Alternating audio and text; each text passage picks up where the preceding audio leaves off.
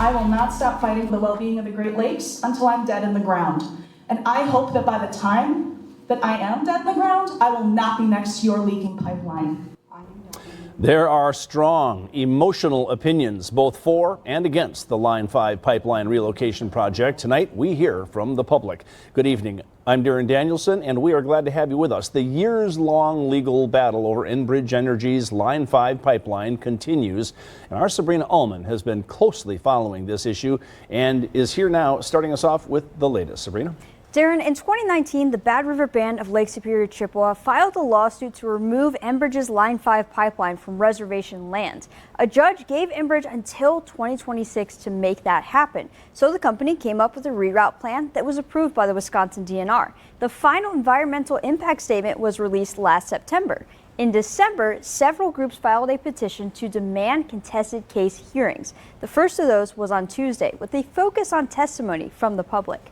I am here to plead for my future. 41 miles long, the Enbridge Line 5 reroute project is by all measures a substantial construction project. The first contested case hearing for the Line 5 reroute plan was held at Northwood Technical College on Tuesday. I think we'll get a flavor for the direction that the different arguments are going to go in. The public hearing began at 9 a.m., but some people got here as early as 7 a.m. to make sure their voice is heard. We believe that our environment is at risk, and we and our partners, the other plaintiffs, are standing up to say that. Those against the project have concerns over water quality, wetlands, and the risk of an oil spill. I'm hopeful, of course, that we begin building the case to the public that this pristine part of Wisconsin should not be messed with long term, and that's exactly what this project could do. And there are other ways that Enbridge can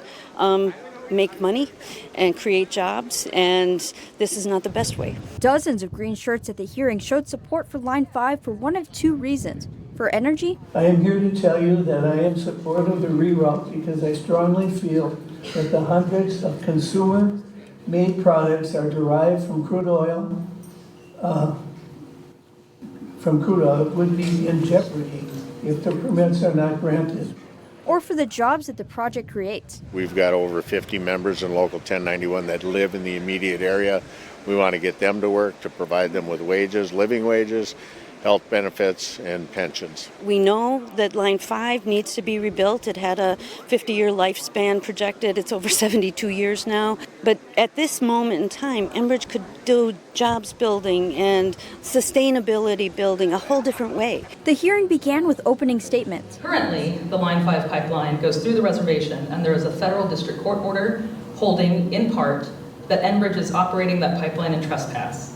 But this proposed reroute is not a solution. Wisconsin laws protecting our waters make clear that anyone who proposes to impact these waters must meet strong standards.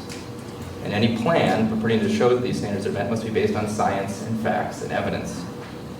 The reason we have these strong standards is precisely because, frankly, for a long time we didn't. And the record will show that the analysis is comprehensive, exhaustive, and an accurate reflection of the project's potential impacts to the human environment. Then it was the public's turn. The fact is, we cannot trust this company. No amount of money can wash away the sins of big oil. No oil will replace the necessity and human right that is clean water.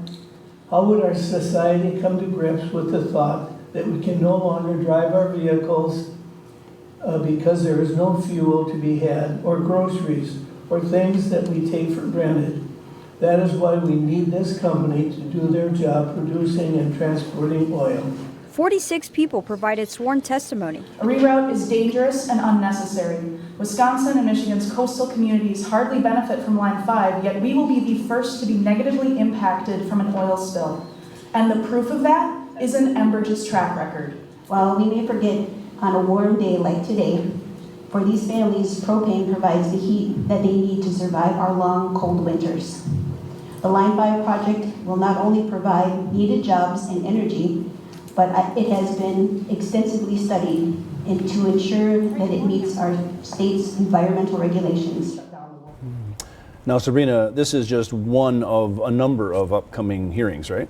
Yeah, Darren, the next hearing will be on September 3rd in Madison and is the only other hearing that allows public comment.